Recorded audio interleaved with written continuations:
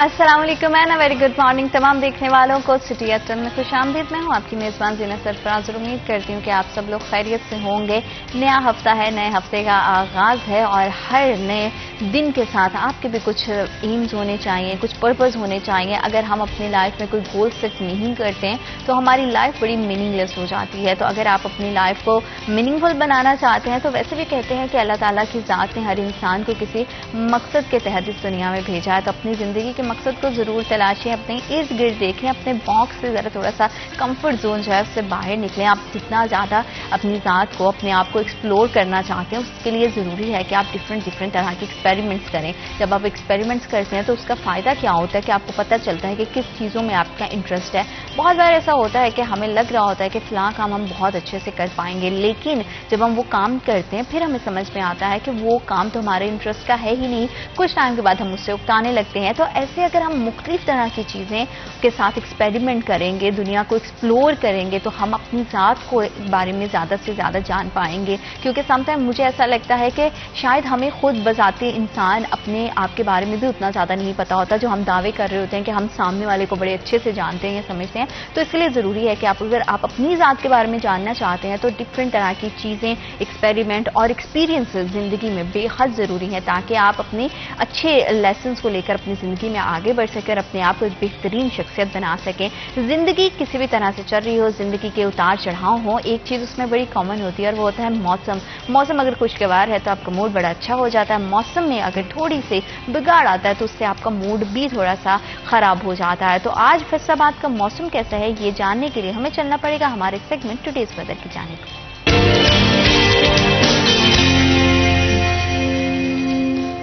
फैसलाबाद के मौसम का हाल की बात करें तो आज ज़्यादा से ज़्यादा दर्जा हरारत 37 डिग्री सेंटीग्रेड रहेगा और कम से कम दर्जा हरारत 28 डिग्री सेंटीग्रेड रहेगा। टेम्परेचर कभी बढ़ता है कभी कम होता है, लेकिन बेहद ज़रूरी है कि मौसम किसी भी तरह का हो आपने अपना ख्याल रखना है। घरों से बाहर निकलते हुए कुछ एहतियाती तदाबीर हैं उनको ज़रूर फॉलो करना है। सनस्क्रीन का इस्तेमाल क्या करें, अपने आप को हाइड्रेट रखने के लिए पानी का मुनासिब इस्तेमाल क्या करें, चाहे सर्दी है चाहे गर्मी है या जैसे आजकल नॉर्मल दरमियाना सा मौसम है। क्योंकि अभी भी हब्स है, ताहाल आपको सफोकेशन फील होती है, तो आपने बहुत बेहद ज़रूरी है कि अपने आप को अगर सेहतमंद रखना चाहते हैं तो पानी का मुनासिब इस्तेमाल करें। पानी हमारी ज़िंदगी में बेहद इंपॉर्टेंट किरदार अदा करता है। तो आप अगर चाहते हैं कि आप किसी भी तरह की बीमारी से बच सकें तो पानी का मुनासिब इस्तेमाल बहुत ज़्यादा ज़रूरी है। और जब भी आप घरों से बाहर निकलते हैं तो अपने चेहरे को और अपने सर को भी ज़रूर लपेटा करें ताकि आप एक तो सूरज की हार्मफुल रेजेस से अपने आप को बचा सकते हैं। और वैसे भी बढ़ती हुई पोल्यूशन में सब लोग आजकल तो वैसे भी ब्यूटी कॉन्शियस हो गए हैं, और ना सिर्फ खवातीन बल्कि मर्द हज़रात भी। तो अगर आप अपने चेहरे को कवर करते हैं तो आप बहुत ज़्यादा आलूदगी से अपने आप को बचा सकते हैं। तो आपको बहुत ज़्यादा स्किन इन्फेक्शन और स्किन के मसाइल भी नहीं होंगे। तो बेहद ज़रूरी है कि आप अपना भी ख्याल रखें, बच्चों का भी ख्याल रखें और बड़ों का भी ख्याल रखें। और वैसे भी कहते हैं कि सफाई निस्फ़ ईमान है, तो अपने इर्द गिर्द हाइजीन्स को मेंटेन रखना बेहद ज़रूरी है। लेकिन फैसलाबाद के लिए और फैसलाबादियों के लिए ये एक थोड़ा सा संगीन मसला हो गया क्योंकि पूरे शहर में हम देख रहे हैं कि जगह जगह हमें कूड़े क्रिकेट के ढेर दिखाई देते हैं। फैसलाबाद वेस्ट मैनेजमेंट अपना किरदार अदा करने में हमें कहीं ना कहीं गाफिल दिखाई दे रही है क्योंकि जो टेम्परेरी डंपिंग साइट्स बनाई गई थी वहां पे कूड़ा लाकर फेंक दिया गया और उसे परमानेंट उसका कोई हल नहीं किया गया, जो कि इर्द गिर्द के लोगों के लिए, इलाका मकीनों के लिए बेहद मसाइल पेश कर रहा है। बहुत सारे ऐसे मसाइल हैं जिसको जन्म दे रहा है। ना सिर्फ उससे उस कूड़ा क्रिकेट से उठने वाली बदबू बल्कि उस कूड़ा क्रिकेट के बायस जो जरासीम पैदा हो रहे हैं। आजकल तो वैसे ही डेंगू की अफजाइश बड़ी तेजी से हो रही है क्योंकि उसका बड़ा फेवरेबल मौसम है। तो अगर हम हाइजीन्स को नहीं मेंटेन रखेंगे, अपने इर्द गिर्द सफाई का ख्याल नहीं रखेंगे और जहां पे भी पानी खड़ा है उसको नहीं क्लियर करेंगे या कूड़ा क्रिकेट के ढेर है उसे क्लियर नहीं करेंगे तो बहुत ज़्यादा स्किन के रिलेटेड भी और वैसे भी बहुत सारी बीमारियां फैल सकती हैं। सांस लेने में लोगों को बड़ा प्रॉब्लम होता है, तो सांस की बीमारी बहुत आम है, डेंगू बहुत ज़्यादा आम है।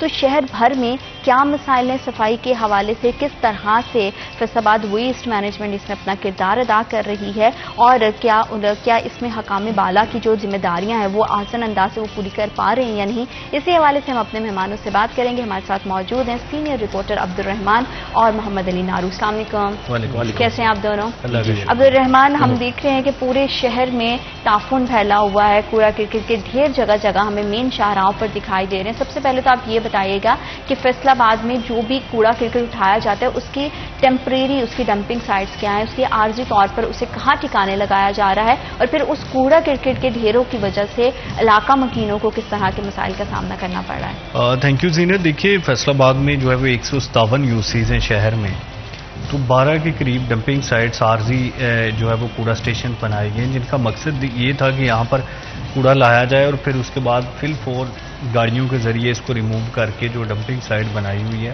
وہاں پر لے جایا جائے. لیکن مسئلہ یہ بنتا ہے کہ یہ 2-3 دن سے میں دیکھ رہا ہوں شیخو پورہ روڈ پہ یا بھی جنگ روڈ پہ تھوڑی دیر پہلے دیکھا ہے، تو جو عارضی ڈمپنگ سائٹس ہے یہ آبادیوں میں یا مین روڈز پہ بنی ہوئی ہے. تو کیونکہ کوڑا بر وقت نہیں ہٹایا جاتا، اس وجہ سے کوڑے کے ڈھیر لگنا یہ معمول بن چکا ہے. اور عارضی ڈمپنگ سائٹس پہ تو ایسے منظر نظر آتے ہیں جیسے لگتا ہے کہ یہ باقاعدہ کوڑا سٹینڈ ہو، کہ ٹنوں کے حساب سے کوڑا پڑا ہوتا ہے اور اس کو ریموو نہیں کیا جاتا. شہری جب اپنی کوئی کمپلینٹ درج کرواتے ہیں پورٹل پر یا آن لائن طریقے سے یا سوشل میڈیا پہ آواز بلند کرتے ہیں تو پھر عارضی طور پر کوڑا ہٹا دیا جاتا ہے. ڈپٹی کمشنر نے شہر میں جب چارج سنبھالا موجودہ کیپٹن ریٹائرڈ ندیم ناصر نے، تو انہوں نے بڑے ایکشن لیے تھے. یہاں پر کوڑا جمع تھا وہ اٹھایا، لیکن اس کے بعد پھر ہم دیکھ رہے ہیں کہ وہ چیزیں دوبارہ سے سلو ڈاؤن ہونی شروع ہو گئی ہیں کہ پلاٹس میں سے کوڑا موجود ہے. عارضی ڈمپنگ سائٹس ختم نہیں کی جا رہی. اس کے لیے متبادل جگہوں کا پلان بنا تھا کہ یہ آبادی سے ہٹ کے یا مین شہروں سے ہٹ کے اسے بنایا جائے گا جتنی بھی گورنمنٹ کی جگہ.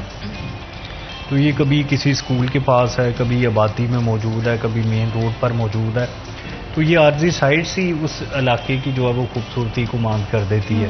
اگر محلے سے کوڑا اٹھا کے آپ مین روڈ پر اکٹھا کر دیتے ہیں تو یہ تو اور زیادہ بری چیز ہو جاتی ہے نا، کہ وہاں پر جو ہے وہ اب ہزاروں لوگ شیخ پورہ روڈ سے گزرتے ہیں یا ہزاروں لوگ مختلف جگہ پہ جہاں جو ہے وہ ایگری کے پاس یا کہیں بھی بنایا ہو تو اس کا وزٹ کر لیں. تو اس کے لیے ایک تو ان کو دیکھنے چاہیے کہ جو ہے وہ عارضی ڈمپنگ سائٹس یا عارضی کلیکشن پوائنٹس ان جگہوں پہ ہوں جہاں پہ آبادی کم ہو یا سرکاری جگہ ہو یا لوگوں کا جانا کم ہو.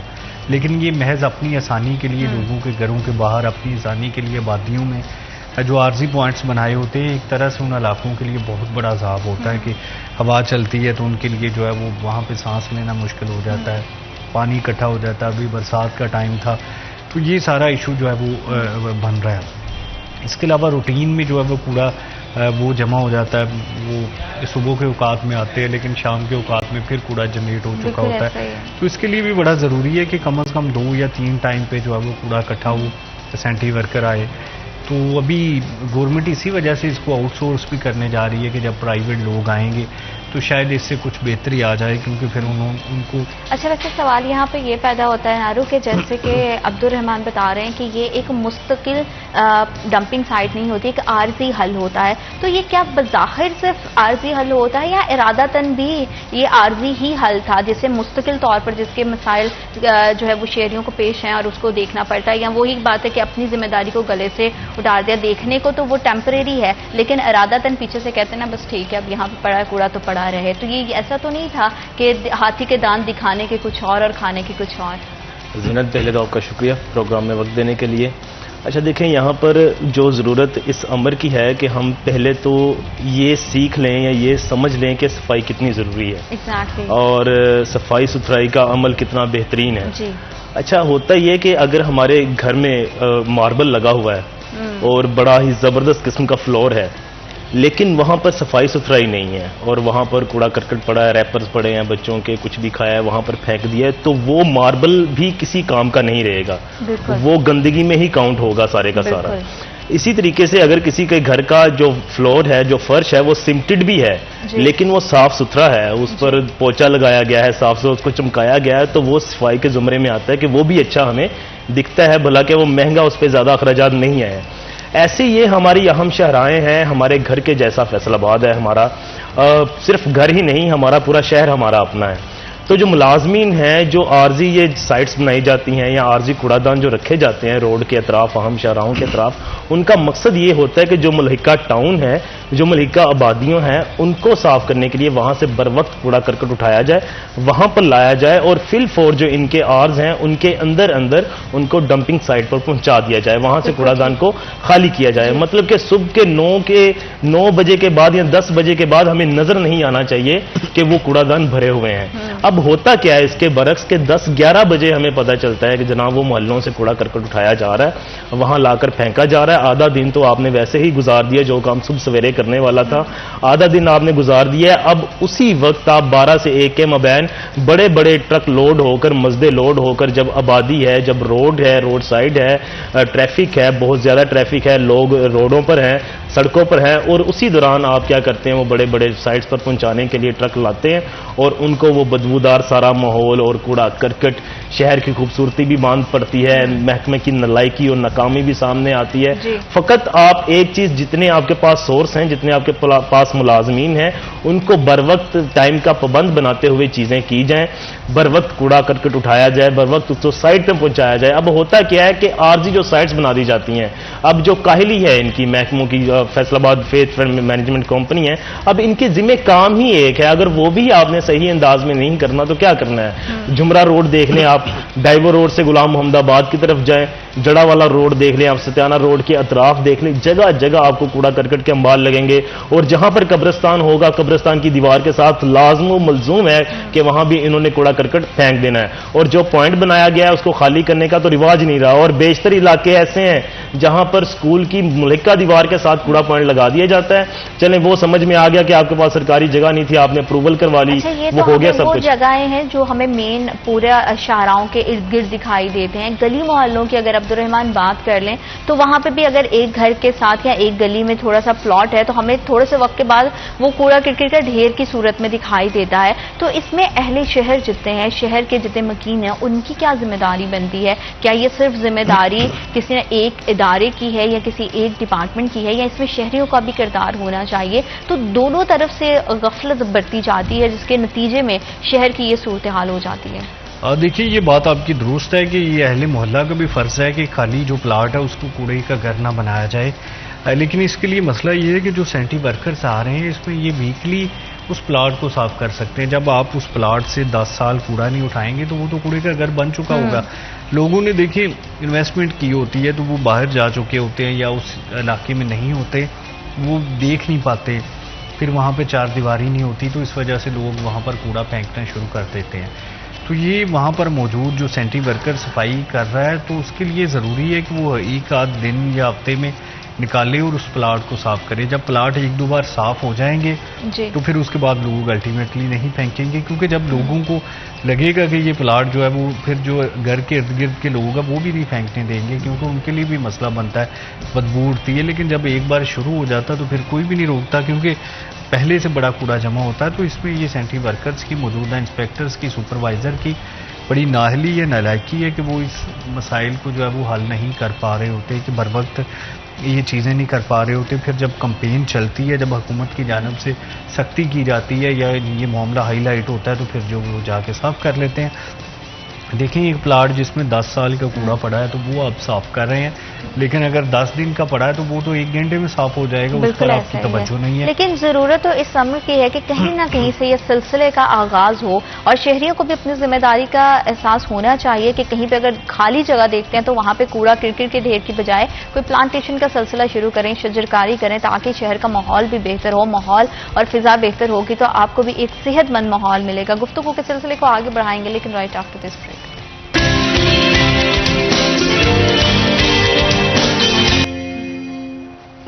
Welcome back to after short break. آپ دیکھ رہے سٹی ایٹن, اور شہر بھر میں کوڑا کرکٹ کے ڈھیر اور ان سے اٹھنے والا بدبودار جو ایک احساس ہے وہ شہریوں کی زندگی کو بہت اجیرن بنا رہا ہے. اور کوڑا کرکٹ کے ڈھیر موجود ہوں, جراثیم نہ ہو, ڈینگی کی افزائش نہ ہو, تو ایسے کیسے ہو سکتا ہے؟ تو بیماریاں بھی بہت زیادہ پھیل رہی ہیں اور لوگوں کو سانس لینے میں بہت زیادہ تکلیف کا اور بہت زیادہ دشواری کا سامنا کرنا پڑ رہا ہے. اور اس طرح سے اگر شہر بھر میں جگہ جگہ ہمیں کوڑے کرکٹ کے ڈھیر دکھائی دیتے ہیں تو اس سے علی ہمارے انفراسٹرکچر پر کیا اثر پڑتا ہے؟ شہر کی صورتحال یا اوور آل ایک تصویر دیکھیں تو وہ کیسی کہانی پیش کرتی ہے؟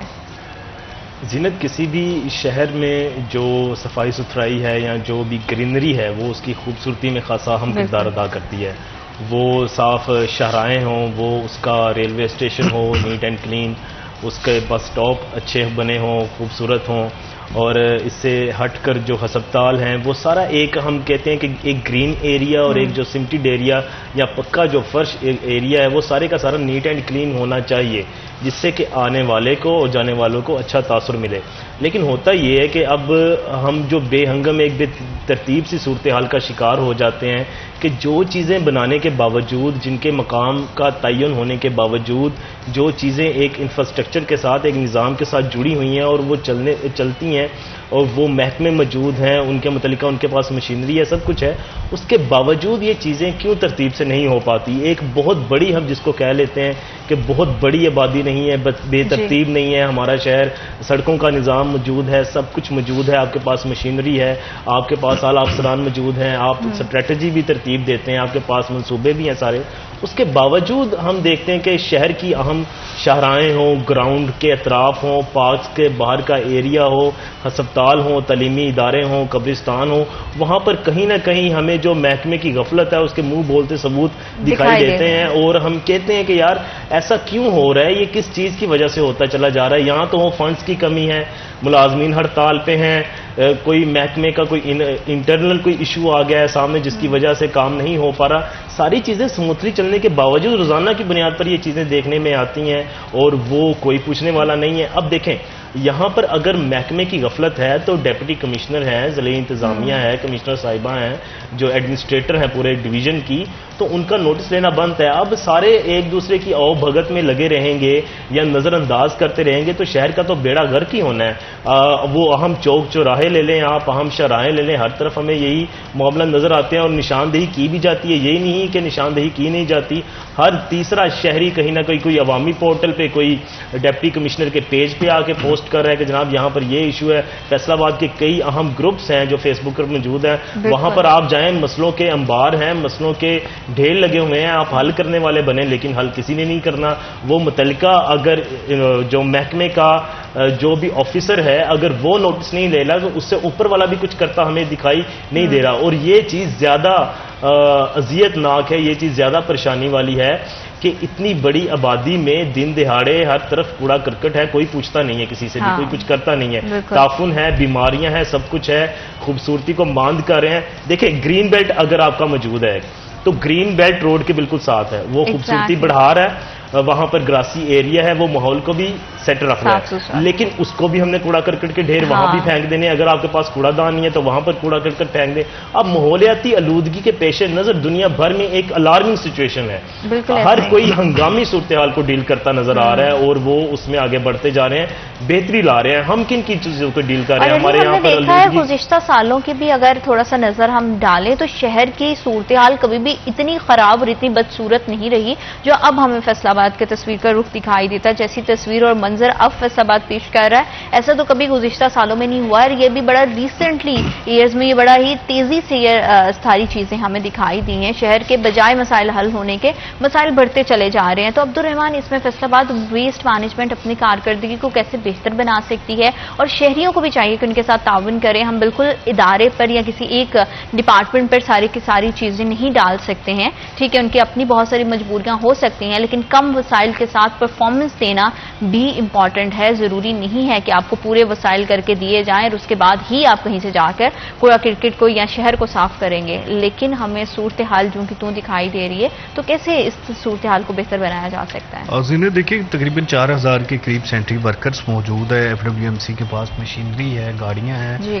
تو اس سب کے باوجود اگر جیسے نارو صاحب نے نشاندہی کی کہ یہاں پر اگر کوئی پتے پڑے ہوں تو وہ PHA پہ ڈال دیے جاتے ہیں، سیوریج کا مسئلہ ہو تو وہ واسا پہ ڈال دیا جاتا ہے، لیکن جب صفائی کا مسئلہ ہوتا ہے تو پھر FWMC غائب ہو جاتی ہے کہ وہاں پر نہ تو عارضی کلیکشن سینٹر صاف کیے جا رہے ہیں بر وقت، نہ ہی شہر سے گلی محلوں سے کوڑا اٹھانے کے لیے جو ان کی ٹیم میں متحرک ہے. اس میں یہ اسکینڈلز بھی سامنے آ رہے ہیں بار بار آڈٹ رپورٹس میں کہ انہوں نے ملازمین رکھے ہوئے ہیں تاہم وہ ڈیوٹی پر موجود نہیں ہوتے، تنخواہیں ادا کی جاتی ہیں. تو یہ تقریباً کچھ 400 ملازمین کا ایشو اگر وہ ڈیوٹی پہ موجود نہیں ہے تو وہ پھر ملازمین کہاں ہیں اور پھر ان کو ماہانہ تنخواہ کیسے مل جاتی ہے؟ یہی تو فنکاری ہوتی ہے کہ ماہانہ جو کم از کم 32,000 اور ابھی 37,000 ہو گئی ہے تو وہ ملازمین کے اکاؤنٹس میں بھی چلی جاتی ہے. ملازمین موجود نہیں ہوتے، نہ ان کی اٹینڈنس لگتی ہے، نہ ہی وہ یا تو وہ جو ہے وہ اراکین پارلیمنٹیرینز کے نامزد کردہ ملازمین ہیں، یا پھر جو ہے وہ چیف آفیسر یا جو ہے وہ ان کے اپنے ہی یہ رکھے ہوئے ہیں کہ ہر یو سی میں یہی ایشو ہوتا ہے کہ 17-18 سینٹری ورکرز موجود ہیں، تاہم کبھی بھی پورے نہیں ہوتے، اس میں کم ہی ہوتے ہیں. ہر یو سی میں 1-2 ملازمین 3 ملازمین اڑائے جاتے ہیں، اور یوں 157 یو سیز ہے. یہ تقریباً 400 ملازمین کا ایشو چل رہا ہے آج کل. اس پہ انویسٹیگیٹ بھی کیا جا رہا ہے. ڈپٹی کمشنر کو بھی یہ شکایت موصول ہوئی ہے کہ یہ اس طرح سے یہ گیم چلائی جا رہی ہے کہ تقریباً 400 ملازمین کی تنخواہیں آپس میں بانٹ لی جاتی ہیں. تو یہ کمپنی کا بھی یہ بھی مسئلہ بنا ہوا ہے کہ یہاں پر جو سی ایف او ہے، جو کمپنی کا سینئر مینیجر آپریشن ہے، یہ سارے جو ہے وہ ایڈیشنل چارج پہ چل رہے ہیں.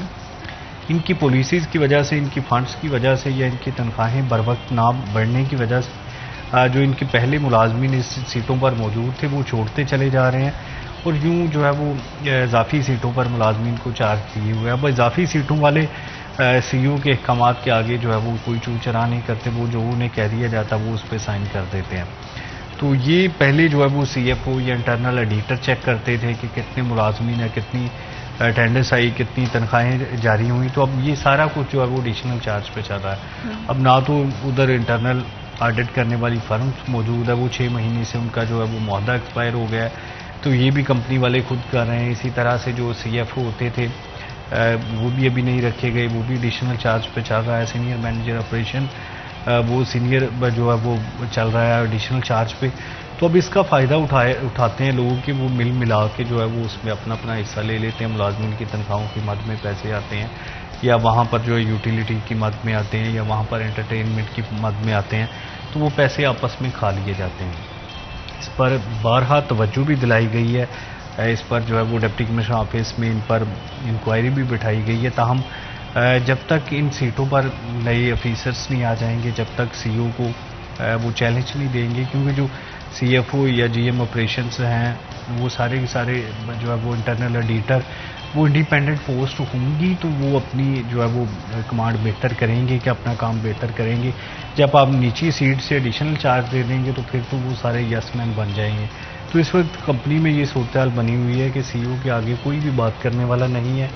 ایڈیشنل چارج پہ تمام ملازمین ہیں، وہ جو انہیں احکامات دے دیے جاتے ہیں اس پر عمل درآمد ہو جاتا ہے. اور یوں آپ دیکھتے ہیں کہ یہاں پر ہر یو سی میں ملازمین بھی غائب ہے، اس پہ بات بھی ہو رہی ہے، لیکن کوئی اس کا حل نہیں نکل رہا.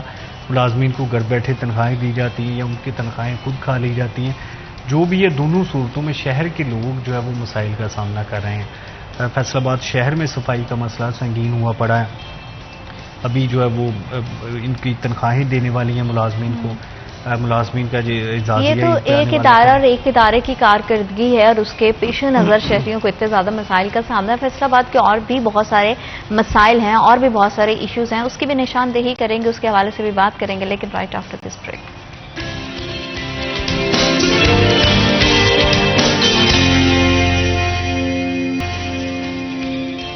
Welcome back after short break. آپ دیکھ رہے سٹی ایٹ 10 اور بہت سارے مسائل ہیں فیصل آباد کے، اور چند ایک مسائل کی ہم کوشش کرتے ہیں کہ نشاندہی کریں تاکہ شہریوں کے لیے آسانی ہو سکے، اس کا حل ہو سکے، اور ہماری زندگیوں میں تھوڑی سی آسانی آ سکے. جہاں پہ ہم کوڑا کرکٹ کے ڈھیر کے حوالے سے بات کر رہے تھے کہ فیصل آباد ویسٹ مینجمنٹ اپنی کارکردگی اور ذمہ داری سے آنکھیں بند کیے ہوئے، آنکھیں نیچے ہوئے ہے، جس کی وجہ سے جس کا خمیازہ الٹیمیٹلی شہر کو بھگتنا پڑتا ہے اور شہریوں کو بھگتنا پڑتا ہے. تو وہیں پہ ایک اور مسئلہ ہے جو کہ بڑا ہی طول پکڑتا جا رہا ہے بڑی تیزی کے ساتھ، اور شہریوں کو بہت زیادہ مسائل کا سامنا کرنا پڑا ہے. وہ شہر بھر میں موجود اسٹریٹ لائٹس کی خرابی ہے، اس کی کمی ہے، جس کی وجہ سے جیسے ہی شام ہوتی ہے اور جیسے ہی اندھیرا ہونے لگتا ہے، دن ڈھلتا ہے، تو شہریوں کو بہت زیادہ مسائل کا سامنا کرنا پڑتا ہے. کیونکہ ساری بات ہے کہ اگر کسی گلی محلے سے یا کسی ایسی شاہراہ سے آپ گزر رہے ہیں جہاں پہ لائٹ نہیں ہے، اندھیرا ہے، تو وہاں پہ ایکسیڈنٹ ہونے کے تو چانسز ہوتے ہی ہیں. لیکن اسی کے ساتھ ساتھ ہمیں بہت سارے اسٹریٹ کرائمز وہ بھی بڑھتے ہوئے دکھائی دیتے ہیں. اور اس طرح کے پرابلمز جب شہریوں کو فیس کرنا پڑتا ہے، جب ان کی بات ان کی سلامتی اور حفاظت کی آ جاتی ہے اور لائف تھریٹس ان کے پاس ہوتے ہیں، تو پھر مسئلہ اور بھی زیادہ گمبھیر اور بھی زیادہ سینسٹیو ہو جاتا ہے. تو اگر نارو دیکھا جائے پورے شہر میں علی، تو آپ کیا دیکھ رہے ہیں کہ فیصل آباد میں اسٹریٹ لائٹس کے حوالے سے کن مسائل کا شہریوں کو سامنا کرنا پڑا ہے، اور پورے شہر پہ اگر نظر ڈالیں تو کتنی اسٹریٹ لائٹس ہیں جو کہ اس وقت خراب ہیں اور ان کو صحیح کرنے کی ضرورت ہے؟ زینت، اس میں یہ ہے کہ کچھ تو جو ہماری مین شاہراہیں ہیں جہاں پر اسٹریٹ لائٹس غیر فعال ہیں، اور کچھ ایسے روڈز ہیں جہاں پر پولز ہی موجود نہیں ہیں, جہاں پر اسٹریٹ لائٹ ابھی تک نصب ہی نہیں ہوئی ہے, اور وہاں پر آئے روز حادثات ہوتے ہیں, کئی جانیں جاتی ہیں, کئی حادثات ٹریفک رونما ہوتے ہیں, جس کی وجہ سے لوگوں جانوں کا ضیاع بھی ہوتا ہے, ساتھ ساتھ بڑی تعداد میں لوگ زخمی بھی ہوتے ہیں. اب ہم سرگودا روڈ کی بات کر لیں, مصروف ترین شاہراہ ہے, اور وہاں سے اس کا آغاز لگا لیں آپ, چناب کلب چوک کے بعد سے سرگودا روڈ آگے جا رہا ہے, اور یہی روڈ ہمارے لاری اڈا سے بھی گزر رہا ہے, یہی روڈ جامع چشتیہ چوک کے قریب آ رہا ہے, اور یہی روڈ آگے جا کے الائڈ ہسپتال پھر مین روڈ پر. اب روڈ جب تعمیر کیا گیا اسی تناظر میں یہاں سے اکھاڑے گئے پولز, اور ابھی تک وہاں اس روڈ پہ پولز ہی نصب نہیں کیے گئے, اسٹریٹ لائٹ دور کی بات ہے. اب جب بھی اندھیرا ہوتا ہے یہاں پر, یہ ایسا روڈ ہے جہاں پر چھوٹی سے لے کر بڑی ٹریفک, ایک موٹر سائیکل تک سے لے کر جو بڑی بسیں ہیں سواریوں کو لے کر لاری اڈا کی جو وہاں سے گزرتی ہیں.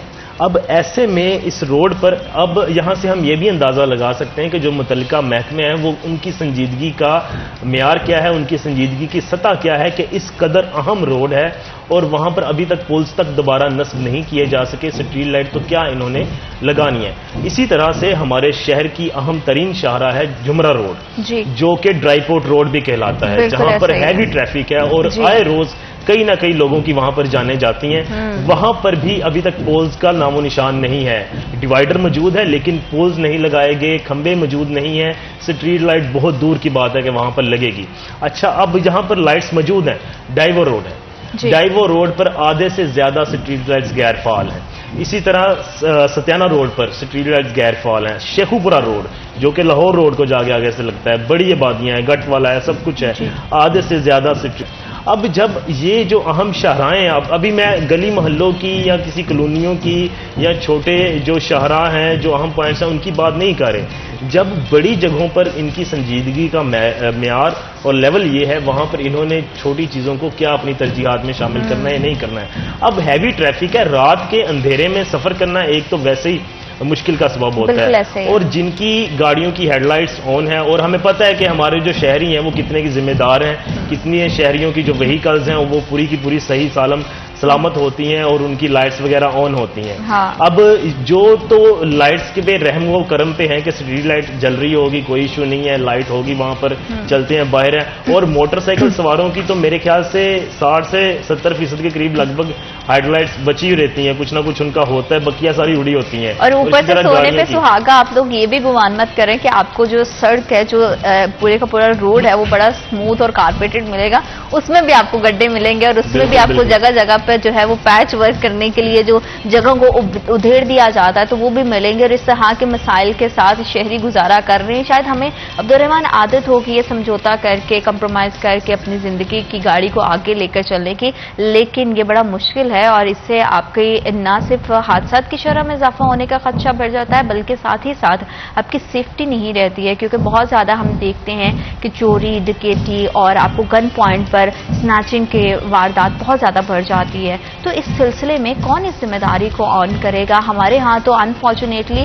ادارے اپنی اپنی رسپانسبلٹی کو آن کرنے کو ہی تیار نہیں ہیں. دیکھیے زینت, یہ 10 ارب روپے کا بجٹ ہے میونسپل کارپوریشن کا, اور اس میں چیف آفیسر بھی ہیں, اس میں کمشنر ایڈمنسٹریٹر ہیں, تو باتیں جتنی مرضی سن لیں سرکار سے, وہ لگتا ہے کہ جیسے شہر میں کوئی مسئلہ نہیں ہے. جو سڑکیں ٹوٹنے کی نشاندہی آپ نے کی ہے, یہاں پر اسٹریٹ لائٹس کی ہے, تو یہ دونوں کام بدقسمتی سے کارپوریشن کے ہیں.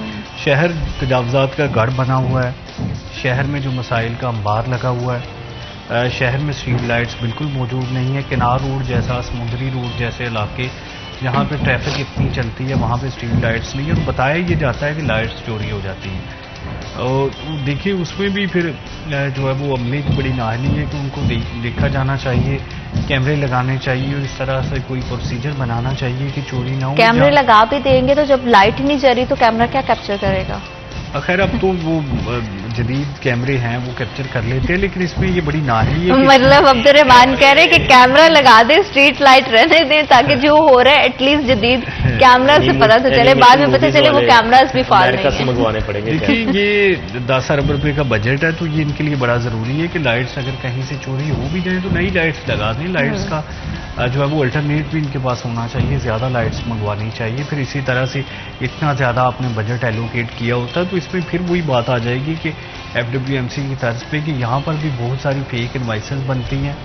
चीफ ऑफिसर बनने के लिए जो है वो मुख्तलिफ ऑफिसर्स बनने के लिए पैसा लगाया जाता है, तो फिर वो पैसा जो है वो वापस कमाया जाता है। दुकानदारों से तजावजात की मद में पैसे लिए जाते हैं। रेडी बानों ने शहर का जो है वो हुलिया बगाड़ा हुआ। आप देख लें किसी भी रोड पे रेडियाँ सड़क के बीचों बीच खड़ी होती हैं। तो ये स्ट्रीट लाइट्स ऐसे ही, ये चोरी करने का भी ऐसे ही एक बहाना है कि जब तो इसमें पुलिस क्या करती है, पुलिस अपना क्या किरदार अदा करती है शहरियों की हिफाजत को यकीनी बनाने के लिए? क्योंकि स्ट्रीट लाइट्स की चोरी का मामला जारी बात है कि अगर हल करना है तो पुलिस को तो इन्वॉल्व करना पड़ेगा ना, ऐसे गिरोहों को पकड़ना पड़ेगा, ऐसे लोगों को जो कि शहर भर में इस तरह की हरकतें करते हैं या उनके बायस स्ट्रीट लाइट्स ना होने के बायस वारदातें होती हैं। तो पुलिस हकाम की क्या जिम्मेदारी है? देखिए, इसमें कारपोरेशन का एक और मौक़िफ़ होता है कि जो तारें चोरी करते हैं या लाइट्स चोरी करते हैं ये बेसिकली नशई है, और जब इनके खिलाफ पर्चा दिया जाता है तो पुलिस इनको पकड़ने से गुरेज़ां होती है, क्योंकि उनको डर होता है कि कहीं ये हमारे सर ना चढ़ जाए। यहाँ पर इसका नशा पानी पूरा करना भी एक मसला होगा, वो पूरा नहीं होगा तो वो जान से हाथ धो बैठेगा और यूं उन पे जो है वो एक कत्ल का नया रोला शुरू हो जाएगा। तो यहाँ पर महकमे अपनी जान छुड़वाते नजर आते हैं हर काम से, चाहे वो महकमा पुलिस हो, चाहे वो कॉरपोरेशन हो, चाहे कोई भी महकमा हो। उनकी ये कोशिश होती है कि जहाँ पे काम करना पड़े वो कोई और करे, और जहाँ पे पैसे आते और हैं वो कोई और कौन है? कौन अली कोई बाहर से आएगा आके हमारी स्ट्रीट लाइट्स की जो है उसके फाल होने की भी यकीन दहानी करवाएगा? कूड़े किरकिट के ढेर है तो उसको भी हटाने की कोई जिम्मेदारी और उठाएगा? अपना घर है तो हमें अपने घर के लिए खुद ही काम करना पड़ेगा। ऐसा तो पॉसिबल नहीं है कि फैसलाबाद के मसाइल को हल करने के लिए बाहर के ममालिक से कोई टीम्स आएँ और आके यहाँ पे काम करें। लेकिन बदकिस्मती के साथ हमारा शहर एक ऐसे हाथों में है, ऐसे इंतजामिया के हाथों में है जो कि गफलत की नींद सोई हुई है। जीनत, ये बात अब जो स्ट्रीट लाइट्स चोरी की है या इससे हटकर है, देखें बड़े पैमाने पर स्ट्रीट लाइट्स तो गैर फाल है, और जो नशई हजरात हैं जो नशावर अद्वियात का इस्तेमाल करते हैं, मेरे ख्याल से उनके बस में नहीं है कि वो एक खंबा पूरा अबूर करके ऊपर तक पहुंचे और स्ट्रीट लाइट चोरी करें, क्योंकि वो तो खड़े होने के काबिल नहीं होते खुद के, और उन्होंने कैसे ये काम करना है। और इससे हटकर के अगर देखें स्ट्रीट लाइट्स ना होना वो बेशुमार चीज़ों की वजह बनता है, वो चोरी डकैती है, राजनी की वारदातें हैं, ऐसा तो नहीं कि अपना पल्ला झाड़ने के लिए कह दिया जाता है कि जितने भी शहर भर में नशे के एडिक्ट लोग हैं वो इस तरह की हरकतें करते हैं? ये समझ में नहीं ना, लॉजिक नहीं है इसमें। हाँ, अब ये तो खुद भी ये तीन अफसरान आपस में बैठे होंगे ना तो ये बात करेंगे कि कैसे चोरी हुआ है, तो ये खुद को भी दलील नहीं दे पाएंगे ये 3-4 लोग इकट्ठे हो के। देखिए, एक 20 से 30 फीट ऊंचा खंबा है, उसके साथ कोई आपने खुद उसके लिए लिफ्टर मंगवा के उसको चेंज करना होता है, तो क्या नशई हजरात के पास कोई क्रेन है? कहां से उन्होंने लिफ्टर लाना है? बकायदा उन्होंने प्री प्लान, और एक लाइट चोरी करने के लिए वो पुलिस ऑफिसर तो नहीं बैठे हैं, लेकिन हम 3 लोग बैठे हुए हैं। हम फिगर आउट करने की कोशिश करते हैं कि क्या ये लॉजिक जो है ये वाकई लॉजिकल है या नहीं, और गुफ्तगू के सिलसिले को आगे बढ़ाएंगे, लेकिन राइट आफ्टर दिस ब्रेक।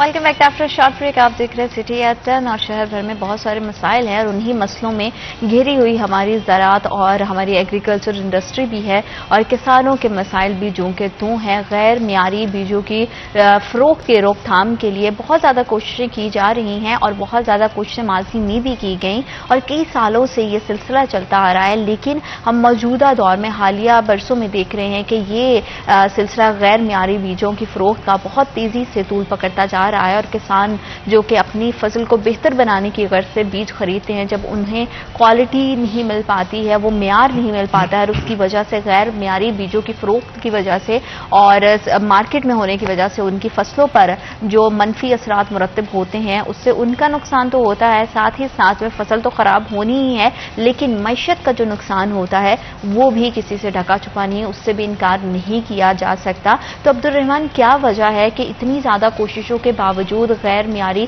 बीजों की फ़रोख्त को मुस्तकिल तौर पर इस मसले को हल नहीं किया जा रहा, और अगर हल किया जा सकता है तो इसका क्या लाहेअमल होना चाहिए?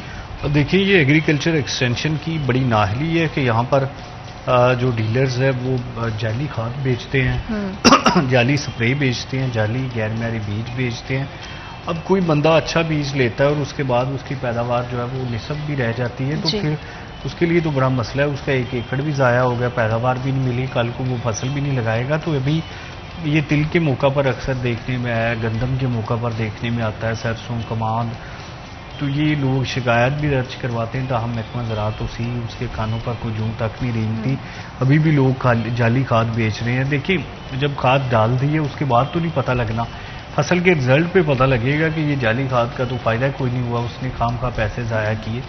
تو یہ ان کو پہلے مرحلے میں اس کا لیبارٹری ٹیسٹ اس کو پکڑنا چاہیے جس کی شکایات سامنے آتی ہیں، تاکہ کسان جو ٹرسٹ کرتے ہیں سائنسدانوں پہ، ایک اچھا بیج استعمال کرتے ہیں، پیسے بھرتے ہیں، اچھی کھاد کا استعمال کرتے ہیں، تو ان کے ساتھ چیٹنگ نہیں ہونی چاہیے، کیونکہ یہ سارا ریکارڈ خراب کرتی ہے، کسان کو تو مایوس کرتی ہے، اس کا انڈیویجول نقصان ہو گیا. اور اس کے بعد جو ہم نے ایک ہدف طے کیا ہوتا ہے کہ اتنی گندم ہوگی، چاول ہوں گے، تل ہوں گے، کماد ہوگا، چینی ہوگی، تو وہ سارا ہدف جو ہے وہ کمپرومائزڈ ہو جاتا ہے، اور یوں ہمیں پھر وہ چیزیں باہر سے منگوانی پڑتی ہیں. تو اس کے لیے جو محکمہ بنایا ہوا ہے اس کا یہ کردار ہے کہ وہ بار بار جا کے چیزوں کو چیک کرے، جہاں شکایت موصول ہوتی ہیں ان شکایت کو سنجیدگی سے لے، تاکہ ان مسائل کا ترجیحی بنیادوں پر مستقل مرحلے پر حل نکل جائے. ورنہ تو یہی ہوگا کہ جو ہوتا جا رہا ہے. تو یہ جو جعلی اور غیر معیاری بیج بیچنے والی کمپنیاں ہیں، ان کے خلاف کوئی سخت کارروائی کیوں نہیں کی جاتی ہے؟ چلیں آپ نے جیسے کہا کہ سٹارٹنگ میں نہیں پتہ چلا، لیکن جیسے ہی فصل کی پیداوار ہو گئی ہے اور اسے کٹائی کا وقت آتا ہے تب پتہ چلتا ہے کہ جو فصل ہے وہ اس طرح سے نہیں ہے جس سے امید اس سے کی گئی تھی، اور اس میں جو بیج استعمال ہوا ہے وہ غیر معیاری ہے یا جعلی ہے. تو پھر ایسی جعل ساز کمپنیوں کے خلاف کیا کارروائی کی جا رہی ہے؟ سینت، یہ اب تک کا جو جرنلزم کا تجربہ ہے نا کہ یہاں پر جو بندہ 2 نمبر کام کر رہا ہے اس کو یہ محکمے پروٹیکٹ کر رہے ہوتے ہیں. جو اس محکمے میں افسران موجود ہوتے ہیں وہ ریڈ کرنے سے پہلے ہی انہیں بتا دیتے ہیں، وہ جعلی غیر معیاری چیزیں ہٹا دیتے ہیں اور فرنٹ پہ صرف وہی چیزیں رکھتے ہیں جو لیبارٹری ٹیسٹ میں اوکے ہو جائیں. یہ مل ملا کے کام کر رہے ہوتے ہیں. جو بھی محکمہ ریگولیٹ کرتا ہے وہ ان کے 2 نمبر لوگوں کے ساتھ ملا ہوتا ہے. پھر کام ان افسران کی موت ہوتی ہے کہ اگر ان کو کام کرنا پڑ جائے، پرسو کرنا پڑ جائے، تو اس کا ہی یہ نتیجہ ہے کہ یہاں پر نہ تو کوئی کارروائی ہو پاتی ہے سنجیدگی سے، اور جس بھی شعبے میں آپ دیکھ لیں 2 نمبر لوگ بڑے پڑے ہیں. اگر محکمہ زراعت جن کے پاس ہر یوسی تک کے بندے موجود ہیں، ان کے ملازمین، وہ محض اپنے وزٹ ہی کر لیا کریں روٹین میں، تو یہ آدھے مسئلے حل ہو جائیں. دیکھنے میں یہ آتا ہے کہ کھاد شارٹ ہوئی ہوتی ہے اور یہ اوپر رپورٹس دے رہے ہوتے ہیں کہ کھاد مل رہی ہے کسانوں کو. یہ معیاری کھاد کی بات کر رہا ہوں. جو غیر معیاری یا جعلی ہے اس کے بارے میں بھی یہ رپورٹ دے رہے ہوتے ہیں کہ وہ جی کہیں نہیں مل گئی. تو اس سے تو ہم اپنی ہی پاکستان کی معیشت کو نقصان پہنچا رہے ہیں، کیونکہ کسان اگر اچھی فصل گرو نہیں کر پائے گا، اس طرح سے بمپر کراپ نہیں ہوگی اور جتنی اس کی ایکسپیکٹیشنز ہیں وہ ٹوٹ جائیں گی، تو الٹیمیٹلی اس کا پورے کا پورا اثر ہماری خود کی معیشت پر بھی جائے گا. تو ہم تو سیدھا براہ راست اپنے ملک کی معیشت کے ساتھ کھلواڑ کر رہے ہیں. بالکل یہ بات آپ کی میں بالکل سیکنڈ کرتا ہوں کہ ایسے ہی ہو رہا ہے، اور یہ محکموں کی موجودگی کی وجہ سے ہی ہو رہا ہے. اگر ان محکموں کی بجائے یہ چیزیں آؤٹ سورس کر دی جائیں، پرائیویٹ لوگوں کو آگے لایا جائے، تو شاید تھوڑی بہتری آ جائے. پاکستان کے بیشتر مسائل کا شکار اسی وجہ سے ہمیں یہ چیزیں نظر آتی ہیں کہ جو روایتی افسر شاہی ہے، بیوروکریسی ہے، وہ نہ تو کام کرتے ہیں تو نہ ہی بہتر کام کرنے والے کو برداشت کیا جاتا ہے. اگر یہی چیزیں پرائیویٹ ہاتھوں میں چلی جائیں تو شاید تھوڑی بہتر ہو جائیں، کیونکہ یوب ریسرچ میں اتنے بیج بنتے ہیں وہ کسانوں تک نہیں چلے جاتے. بالکل ٹھیک ہے، کیونکہ کسانوں کی خود کی بھی زندگی اسی فصلوں کے ساتھ جڑی ہوئی ہے، تو نہ صرف اس کا لائف سرکل ڈسٹرب ہوتا ہے بلکہ اس سے پورے کے پوری الٹیمیٹلی پاکستان کی اکانومی پہ جاتا ہے، کیونکہ ایگریکلچر ہماری اکانومی میں ریڑھ کی ہڈی کا کردار ادا کرتی ہے اور اس سے بڑا فرق جاتا ہے ہماری ایکسپورٹ پر، امپورٹ پر. یہ تمام چیزیں یہ بڑی میٹر کرتی ہیں، بڑا حساس معاملہ، اس پر ضرور نظر ثانی کرنے کی ضرورت ہے. آپ دونوں مہمانوں کا بہت شکریہ پروگرام کا حصہ بنے. وقت ایک چھوٹی سی بریک کا. Will be right back after short break.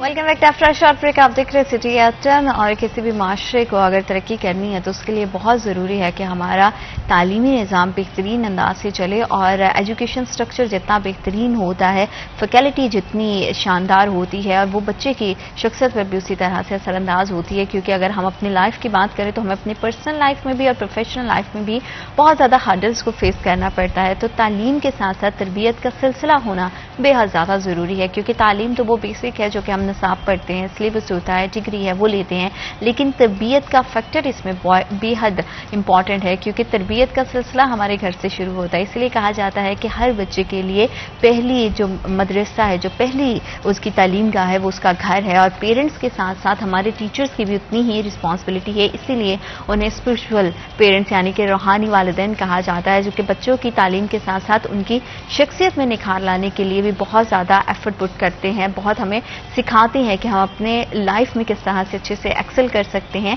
तो ये दोनों सिलसिले साथ साथ चलते हैं, तालीम और तरबियत, इसकी कितनी इंपॉर्टेंस है इस हवाले से भी बात करेंगे। और पाकिस्तान में अगर देखा जाए तो एजुकेशन सेक्टर को किस तरह के मसाइल का सामना है उस पर भी बात करने की कोशिश करेंगे, और इसी हवाले से हमारे अपने मेहमान से बात करेंगे। आज हमारे साथ मौजूद हैं अब्दुल्ला मुदस्सिर, जो कि डायरेक्टर हैं रिफा इंटरनेशनल यूनिवर्सिटी फैसलाबाद कैंपस और डायरेक्टर दारे अरकम स्कूल्स पाकिस्तान। अस्सलाम वालेकुम, कैसे हैं आप? जी बहुत शुक्रिया आपकी तशरीफ आवरी का। सर, सबसे पहले तो ये बताइएगा कि तालीम और तरबियत, ये वर्ड हम हमेशा से सुनते हैं, इन दोनों का बेसिकली क्या डिफरेंस है? बच्चों के लिए कितना ज़रूरी है कि एजुकेशन के साथ साथ उनकी अपब्रिंगिंग भी एक बेहतर अंदाज में हो, ताकि वो एक महज़ब शहरी बन सकें और अपनी शख्सियत में एक मुकम्मल एक शख्स हों, ताकि वो किसी भी जगह पर जाएँ तो वो बेहतर अंदाज से एक्सेल कर सकें? जी, बहुत शुक्रिया। सबसे पहले तो मैं आपका शुक्रिया अदा करना चाहूँगा कि आपने मुझे इस अहम मौजू पर यहाँ मदऊ किया है। बुनियादी तौर पे तालीम और तरबियत में समझता हूँ कि दो मुख्तलिफ अल्फाज नहीं हैं, बल्कि तालीम के अंदर जो तरबियत का फैक्टर है वो बिल्ट-इन है। वो तालीम के जिसके अंदर तरबियत ना हो उसे तालीम कहा ही नहीं जा सकता है। वो कोई फ़न हो सकता है, वो कोई आर्ट हो सकता है, वो कुछ भी और हो सकता है, लेकिन उसे तालीम नहीं कहा जा सकता। इसलिए तालीम और तरबियत दोनों एक ही, आप समझें कि लफ्ज़ के दो मुतरादिफात हैं, तो इसलिए तालीम और तरबियत एक ही चीज़ है। बिल्कुल ठीक है। और अगर मौजूदा दौर में हम देखें तो तालीम हमेशा से कहा जाता है कि तालीम का जेवर हर बच्चे को आरास्ता होना चाहिए और तालीम की रोशनी से कोई महरूम न रहे, लेकिन मौजूदा हालात में बेरोज़गारी है, महंगाई है, बहुत सारे मसाइल हैं, और बहुत तादाद में, बहुत बड़ी तादाद में पाकिस्तान के जितने भी बच्चे हैं वो बुनियादी तालीम से भी महरूम हैं और स्कूल से बाहर हैं, जिनको कि स्कूल्स के अंदर होना चाहिए। आप क्या समझते हैं और क्या देख रहे हैं कि पाकिस्तान के तालीमी स्ट्रक्चर में, तालीमी सेक्टर में किस तरह के मसाइल हैं और उसका देर पा असरात क्या हो सकते हैं? जी, इसमें सबसे पहले तो जो चीज़ बुनियादी तौर पे किसी भी मुल्क की या निज़ाम तालीम की जो ज़रूरी है बुनियादी, वो उसका फ़लसफ़ा तालीम है। ठीक है। क्योंकि जब तक फ़लसफ़ा तालीम वाज़े नहीं होगा, जब तक कि आप क्या नताइज से हासिल करना चाहते हैं वो वाज़े नहीं होंगे, उस वक़्त तक कोई भी तालीमी निज़ाम और कोई भी मुल्क जो भी कोशिश कर ले वो सारी रायगां जाएगी। हम ये देखते हैं कि जितनी भी कौमों ने तरक्की की है माजी में, या जितने भी मुल्क आगे गए हैं, उसमें बुनियादी तौर पर उनकी जो तालीमी पॉलिसी है या फ़लसफ़ा तालीम है, ये उसके अंदर बुनियादी असर जो है वो रखता था। लेकिन हमारे यहाँ बदकिस्मती से जब से पाकिस्तान बना है, बदकिस्मती से कहना ये पड़ेगा कि तब से हमारे मुल्क की कोई भी जो तालीमी पॉलिसी है वो वाज़े ही नहीं हो सकी। आप ये देखें कि सबसे कम बजट जो है वो तालीम को दिया गया हमेशा से। सबसे कम काबिल लोग या नाअहल लोग जो हैं वो हमेशा से तालीम के ऊपर मैं समझता हूँ कि कब्ज़ा किए रखे रहे। तो जब तक सबसे पहले किसी भी मुल्क की तालीमी पॉलिसी वाज़े नहीं होती, और तालीमी पॉलिसी से भी ज़्यादा सबसे अहम फ़लसफ़ा तालीम वाज़े नहीं होता, तब तक मैं समझता हूँ कि हम किसी भी तरह के जो नौजवान हैं वो तैयार करने से कासिर रहेंगे। और फ़लसफ़ा तालीम में समझता हूँ कि अगर हम इस्लामी नुक्ता नज़र से बात करें और फिर बिलखुसूस पाकिस्तान के अंदर रहते हुए बात करें, तो फ़लसफ़ा तालीम हमारा नज़रिया हयात के ताबे होना चाहिए, या नज़रिया हयात के ताबे है। इसलिए कि हमने समझते हैं कि जो इस्लाम ने हमें नज़रिया हयात दिया है, ज़िंदगी का कोई मकसद दिया है, वही तालीमी निज़ाम के अंदर कारफरमा होना चाहिए। बिल्कुल ठीक है। बदकिस्मती से जब से पाकिस्तान बना है, हमारे यहाँ एक निज़ाम तालीम भी पाकिस्तान में मौजूद नहीं है। पाकिस्तान में कम व बेश 26 तरह के निज़ाम तालीम मौजूद हैं, जिनमें से हर निज़ाम तालीम में से हर तालीमी इदारे से पढ़ने वाले तलबा और तालिबात का जहन, उनकी सोच, उनके रवैये हर एक के मुख्तलिफ हैं, तभी वो एक दूसरे को समझने से भी कासिर हैं। मुआशरे में अदम बर्दाश्त है, मुआशरे के अंदर गुस्सा है, मुआशरे के अंदर बेचैनी है, इज़्तिराब है। उसकी बुनियादी वजह यही है कि पाकिस्तान में तबकाती निज़ाम तालीम है। गरीब के बच्चे के लिए निज़ाम तालीम और है, अमीर के बच्चे के लिए और है, फिर उर्दू मीडियम्स हैं, फिर इंग्लिश मीडियम है, फिर कैम्ब्रिज का सिस्टम है। तो पाकिस्तान में इतने सारे निज़ाम तालीम हैं कि जब उनसे पढ़ने के बाद बच्चा फारिग होता है और वो अपने मुआशरे के अंदर एक तरह का एक तफावुत देखता है, تو وہ اس معاشرے میں اپنے آپ کو مسفٹ سمجھتا ہے. پھر مدارس کا ایک الگ پورا نظام تعلیم ہے, اسکولنگ کا ایک الگ نظام تعلیم ہے. تو وہ بچے جو مدارس سے پڑھتے ہیں, پھر وہ بچے جو ان اسکولوں میں جاتے ہیں, ان کے درمیان میں بھی کوئی ایک ایسا نقطہ آتا نہیں ہے کہ جس پہ یہ اکٹھے ہو کر ملک کی بہتری کے لیے, اسلام کی بہتری کے لیے کوئی مشترکہ لائحہ عمل بنا سکے. تو نتیجتاً معاشرے میں یہ سارے طبقات آپس میں ہم دیکھتے ہیں کہ دست و گریبان ہیں, اور کوئی بھی ایک نقطے پر, ایک ایجنڈے پر کام کرنے کو تیار نہیں. عبداللہ صاحب, جیسے آپ نے مینشن کیا ہے کہ پبلک سکولز بھی ہیں ہمارے پاس, پرائیویٹ سکولز بھی ہیں, اردو انگلش میڈیم ہے, پھر آکسفورڈ سلیبس ہے ہمارے پاس, تو اتنی الگ الگ سیکٹر سے, الگ الگ زون سے جب بچے پڑھ کر یا نکل کر آتے ہیں, لیکن کام وہ ایک ہی طرح کے پروفیشنل ماحول میں کر رہے ہوتے ہیں. اگر میں بھی ایک ادارے میں بیٹھی ہوں تو یہاں پہ متعدد لوگ ہیں اور وہ ڈفرینٹ طرح کے بیک گراؤنڈ سے آئے ہوئے ہیں. جب کام ایک ہوگا, پروفیشنل لائف کا پلیٹ فارم ایک ہوگا, تو اس کے پیچھے کی جو ریس ہے تعلیمی اداروں کی, وہ ختم کرنا کتنا زیادہ ضروری ہے. اور اگر تعلیمی نظام کو بہتر کرنا ہے تو اس میں تمام بچوں کے لیے ایک ہی طرح کا, ایک ہی طرز کا سلیبس اور ایک ہی طرح کی فیسلٹیز اور ایک ہی طرح کا سٹرکچر ہونا کتنا زیادہ امپورٹنٹ ہے, تاکہ ہمارے اندر احساس محرومی, احساس کمتری یا عدم برداشت جیسے جتنے بھی آج کل ہم دیکھتے ہیں رویے, وہ پیدا نہ ہو. کیونکہ اپنی محرومیوں کو جب ہم دور نہیں کر پاتے ہیں,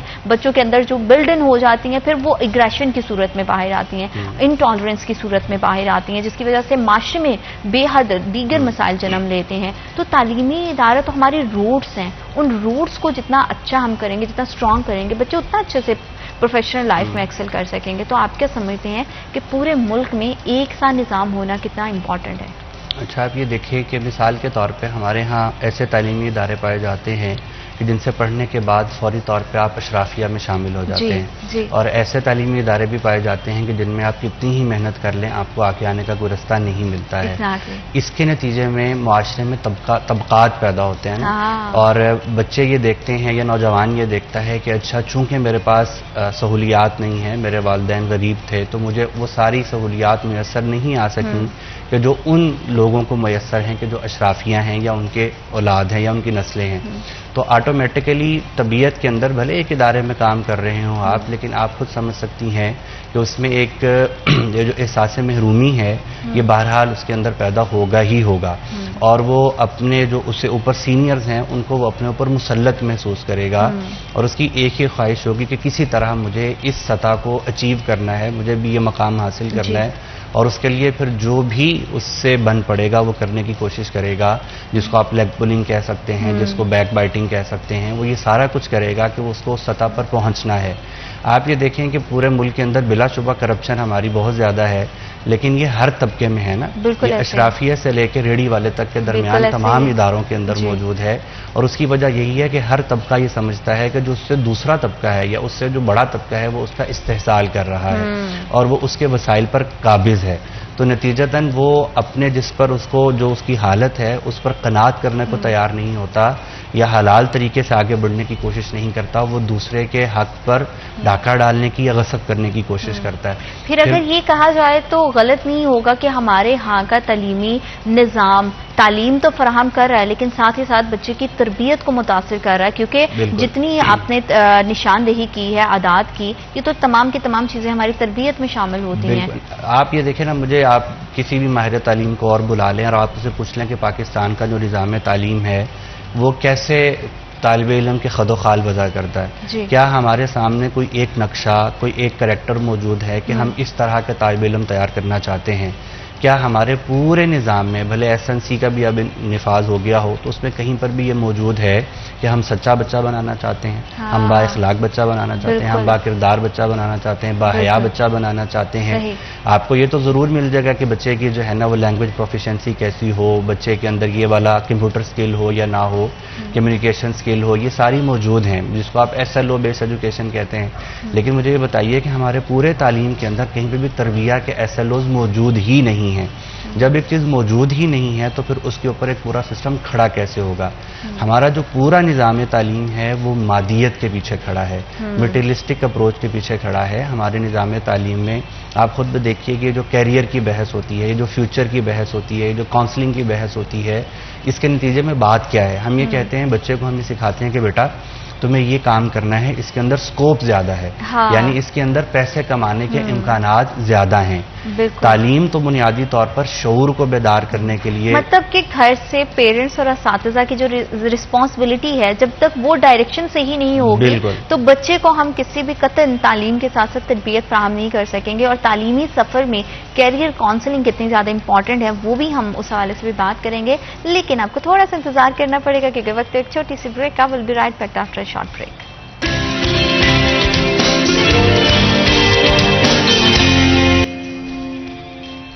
welcome back after short break. آپ دیکھ رہے سٹی ایٹ 10 اور تعلیم کے حوالے سے گفتگو کا سلسلہ جاری ہے. بڑی مزیدار سی اور بڑی انفارمیٹیو چیزیں ہوتی ہیں جو ہم کوشش کرتے ہیں کہ آپ تک پہنچائیں. اور تعلیم اس میں وہ بیسک نیڈ ہے جو کہ ہر بچے کا حق بھی ہے، اور ہر پیرنٹس کو یہ سمجھنے کی بھی ضرورت ہے کہ جو صلاحیتیں، جو سکلز آپ کے بچے کے اندر ہیں وہ ضروری نہیں ہے کہ کسی اور میں ہوں، اور جو کسی دوسرا کے بچے میں جو صلاحیتیں ہیں، جو مہارات ہیں، جو وہ اس نے سیکھا ہے، جو وہ پڑھا ہے، ضروری نہیں ہے کہ آپ کے بچے کا انٹرسٹ بھی اس میں ہو. لیکن ہمارے ہاں بیسکلی 3 ہی طرح کے پروفیشن گھر سے دکھائے جاتے ہیں یا بتائے جاتے ہیں، جس میں بیسکلی سب سے پہلے آ جاتا ہے کہ آپ ڈاکٹر بنیں، انجینئر بنیں. اگر آپ کو کچھ نہیں ہے تو چلیں زیادہ سے زیادہ آپ ٹیچر بن جائیں. ہم ٹیچنگ کو بڑا ایک آسان پروفیشن سمجھتے ہیں، حالانکہ سب سے زیادہ مشکل ہے کیونکہ اس میں آپ کی تعلیم پر، تربیت پر غور کرنا ہوتا ہے، آپ کی بیس بنانی ہوتی ہے، آپ کو ایک بہتر شہری، ایک بہتر انسان بنانا ہے تاکہ آپ بہترین انداز سے معاشرے میں ایکسل کر سکیں. لیکن ہمارے ہاں کیریئر کاؤنسلنگ کی بہت زیادہ فقدان ہے. کیریئر کاؤنسلنگ اور کیریئر کاؤنسلرز کی عبداللہ صاحب آپ کیا سمجھتے ہیں کتنی زیادہ ضرورت ہے تاکہ ہمارے ہاں کے اسٹوڈنٹس کو ہم بہتر ڈائریکشن دے سکیں اور پیرنٹس کو بھی یہ سمجھا سکیں کہ ضروری نہیں ہے کہ اگر رشتہ دار کا کوئی بچہ ڈاکٹر ہے تو آپ کا بچہ بھی ڈاکٹر ہی بنے گا. وہ چاہے تو انجینئر بن سکتا ہے، چاہے تو میوزیشین بھی بن سکتا ہے، اور آج کل تو جیسے آرٹ کا اتنا ہے، پینٹنگ ہوگی، کیلیگرافی ہوگی، اس طرح کے بھی پروفیشن یا فیلڈس کو وہ سلیکٹ کر سکتا ہے. تو کیریئر کاؤنسلنگ کتنی زیادہ ضروری ہے؟ بنیادی طور پہ تو اس کا جو تعین ہے وہ بہت چھوٹی عمر میں ہو جاتا بھی ہے اور ہو جانا بھی چاہیے. آپ دیکھیں کہ ہمارے گھروں میں جو بچے چھوٹے چھوٹے ہوتے ہیں، وہ کسی بچے کا ڈرائنگ کے اندر بہت زیادہ شوق ہوتا ہے، کسی بچے کا کمپیوٹر کے اندر یا انجینئرنگ کے اندر بہت شوق ہوتا ہے. تو چھوٹی عمر میں ہی عام طور پہ اس کا تعین گھروں میں بھی ہو جاتا ہے کہ بچے کا انٹرسٹ کس میں ہے. لیکن عام طور پہ ہوتا یہ ہے کہ والدین کے جو اپنی کمپلیکسٹیز ہیں یا اپنے خواب ہیں وہ چاہتے ہوتے ہیں کہ بچے ویسا کر سکیں. اس کا نقصان یہ ہوتا ہے کہ بچے والدین کے مطلب میں یونیورسٹی کے اندر پڑھا رہا ہوں تو یونیورسٹی میں پہلے دن آپ بچوں سے پوچھتے ہیں کہ آپ کمپیوٹر سائنس میں کیوں آئے ہیں، آپ HND میں کیوں آئے ہیں، یا آپ DPT کیوں کر رہے ہیں، یا فارمیسی میں کیوں آئے ہیں. تو بچوں کے پاس اس کا کوئی بھی جواب نہیں ہوتا کہ انہوں نے یہ ڈگری کیوں منتخب کی ہے. کوئی یہ کہہ رہا ہوتا ہے کہ بس یہ کلاس فیلو سارے اس طرف آگے تو میں آ گیا، کوئی یہ کہتا ہے کہ بس امی ابو نے کہا، کوئی کہتا ہے میرا کزن یہ کر رہا تھا.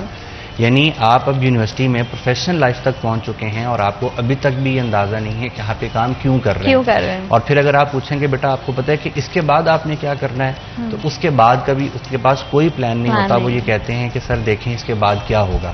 یعنی پروفیشنل لائف تک جس کے بعد اب آپ کو اپنے پروفیشن میں چلے جانا ہے تب تک بھی آپ کو کلیئر نہیں ہے کہ آپ کام کیوں کر رہے ہیں اور اس کے بعد آپ نے کیا کرنا ہے. تو میں سمجھتا ہوں کہ یہ بنیادی طور پر اسکول میں ہی پرائمری سطح پر یا زیادہ سے زیادہ ہائی لیول تک کلیئر ہو جانا چاہیے کہ اس بچے کو کیا کرنا ہے، اور اسی ڈائریکشن میں اس بچے کو ایکسل کرنے کے مواقع اسکول کی سطح پہ ہی فراہم کر دینے چاہیے.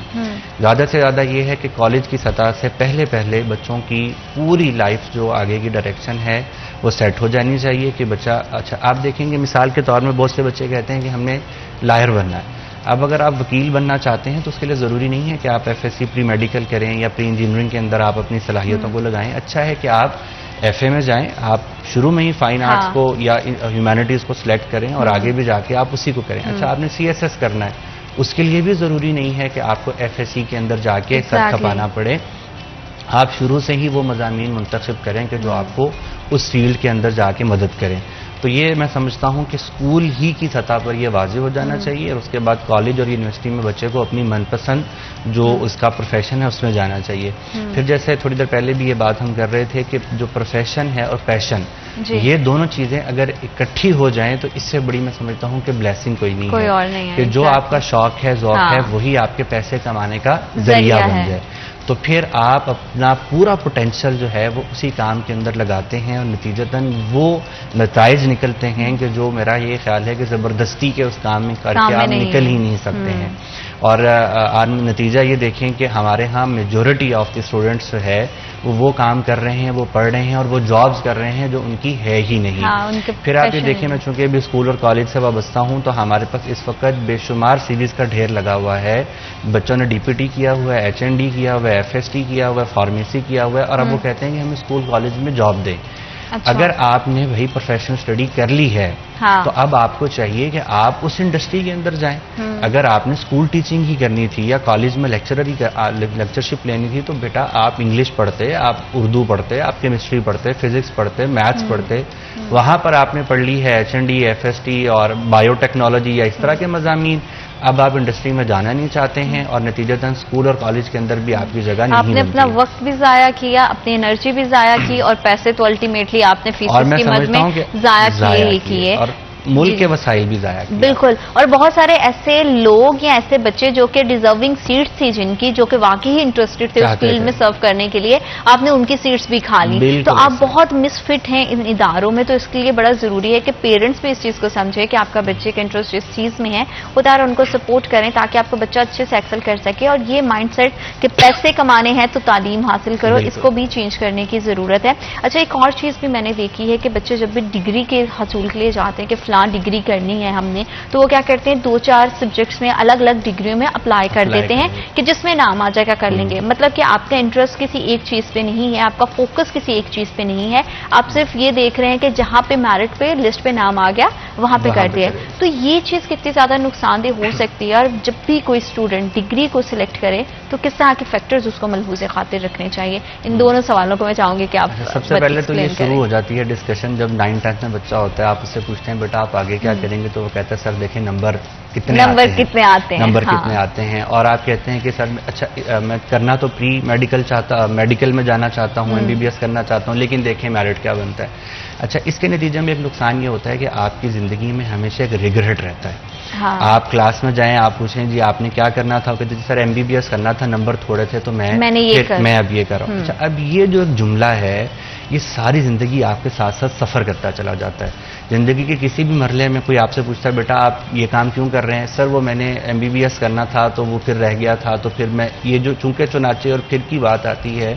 اس کے نتیجے میں آپ پہلے دن یہ طے کر لیتے ہیں کہ آپ ایک ناکام شخص ہیں اور آپ اپنے خوابوں کی تکمیل میں کامیاب نہیں ہو سکے، اور آپ نے جدھر کی ہوا چلی اس میں اڑتے اڑتے جو ہے نا وہ آپ یہاں پر پہنچ گئے. تو اس کے نتیجے میں پہلے ہی دن طالب علم کے دل میں ایک ریگریٹ رہتا ہے، شرمندگی رہتی ہے، ناکامی کا ایک احساس رہتا ہے. اور یہ اس کے پہلے تو دوران تعلیم اس کے ساتھ چلتا ہے، اور پھر جب وہ پروفیشن میں جاتا ہے تو پھر اس کے ساتھ ساتھ یہ سفر کر رہا ہوتا ہے اور وہ مستقل کمپیریزن سٹیٹ میں ہوتا ہے. اچھا میرا فلاں دوست، میری فلاں کزن جو تھی وہ تو اب ڈاکٹر بن گئی، اس نے اپنا ہسپتال بنا لیا، اس نے یہ کر لیا وہ کر لیا، اور میں اس سے پیچھے رہ گیا. جبکہ میرا یہ خیال ہے کہ جو آپ نے پیسے کی بات بھی کی، پیسے کمانے کا تعلق بھی پروفیشن کے اندر نہیں ہے. یہاں پر ہمارا اپنا یونیورسٹی کا ہاسپٹل ہے تو میں حیران ہوتا ہوں کبھی کبھی کہ فائلوں کی فائلیں بھری ہوئی ہیں ہم ڈاکٹرز کی سیریز کی، جو یہ کہتے ہیں کہ ہمیں آپ فری میں جاب دے دیں، ہمیں آپ صرف بیٹھنے کا موقع دے دیں. اور یہاں فیصل آباد میں ہاسپٹلز ہیں کہ جن کے جو اپنے ریفرنس میں ہمارے ہیں وہ یہ بتاتے ہیں کہ ڈاکٹرز آ کے پے کرتے ہیں کہ ہمیں آپ جاب دے دیں. یعنی آپ کو جو اتنا ایک گلیمر لگ رہا تھا کہ اس کے اندر بہت ہی پیسہ ہے، جب آپ نے اب کر لیا تو اب آپ جیب سے پیسے دے کے کہہ رہے ہیں کہ ہمیں اس میں جاب کرنے کا موقع فراہم کر دیں، کیونکہ جابز نہیں ہیں. بنیادی طور پر ڈگری کے اندر جاب کے اندر پیسے ہیں ہی نہیں، یہ بات سمجھنے کی ضرورت ہے. در حقیقت اگر آپ اس میں سکوپ کی بات بھی کریں تو وہ ہے آپ کی صلاحیت کے اندر، آپ کی قابلیت کے اندر، آپ کے ہنر کے اندر اور آپ کے پیشن کے اندر. اور وہ اگر آپ کا کوئی ایسی آپ نے ڈگری کر لی ہے کہ جو مطلب آپ شاید انگلش میں آپ نے ایکسل کر لی ہے، آپ نے اردو پڑھ لی ہے، چلیں اور نہیں میں سمجھتا ہوں اسلامیات ہی آپ نے پڑھ لی ہے، لیکن آپ کو اپنے اس مضمون پر دسترس حاصل ہے، آپ میں اس میں قابلیت ہے، شوق ہے، تو آپ کا پورے شہر میں ملک میں کوئی ثانی نہیں ہوگا اور آپ اسی کے اندر سب سے آگے چلتے چلے جائیں گے. اس لیے میں یہ سمجھتا ہوں کہ اس میں ایک ہی چیز سب سے پیش نظر رہنی چاہیے، مقدم رہنی چاہیے، اور وہ یہ ہے کہ آپ کا شوق کس کے اندر ہے. آپ اسی کے اندر جب جائیں گے، آپ نے پوچھا انٹر کے بعد جب آپ نے کوئی یونیورسٹی چوز کرنی ہے تو آپ صرف یہ دیکھیے کہ آپ کو کس چیز میں انٹرسٹ ہے اور آپ اس کو انجوائے بھی کریں. اور میں یہ سمجھتا ہوں کہ اگر آپ کہیں ہو سکتا ہے اس پہ بہت سارے آڈینس کا اختلاف بھی ہو میری بات سے، لیکن میں بیٹیوں کے حوالے سے خاص طور پہ یہ سمجھتا ہوں کہ بیٹیوں کو ایسی ڈگری جس میں ان کو انڈسٹری میں جانا ہے اور انڈسٹری میں جا کے ان کو وہاں پہ صبح 9 to 5 کی جاب کرنی ہے اور پھر ان کو ایک مردوں کے ساتھ مل کے کام کرنا ہے. میں سمجھتا ہوں کہ اس سے زیادہ بہتر یہ ہے کہ ہماری بیٹیوں کو وہ فیلڈ اختیار کرنی چاہیے، چوز کرنی چاہیے جس میں وہ انڈیپینڈنٹلی کام کر سکیں اور جس میں ان کو 9 to 5 کی ایک ریسٹرکشن نہ ہو. وہ اپنی ضرورت کے مطابق، شوق کے مطابق مناسب سی جگہ پہ، جس میں ٹیچنگ کا ایک شعبہ ہے، جس میں میڈیکل کا ایک شعبہ ہے. یعنی اب بیٹیاں ہماری کیا کرتی ہیں، وہ انجینئرنگ کر لیتی ہیں خیر سے، اور انجینئرنگ کرنے کے بعد اب آپ میکینیکل انجینئر بن گئی ہیں، آپ کیمیکل انجینئر بن گئی ہیں. میں آپ کی بات کو یہیں سے آگے کنٹینیو کروں گی کیونکہ وقت ایک چھوٹی سی بریک کا بڑی ہی پتے کی بات ہے، تو آپ نے کہیں نہیں جانا، ہمارے ساتھ رہنا. آپ دیکھ رہے ہیں city FM M.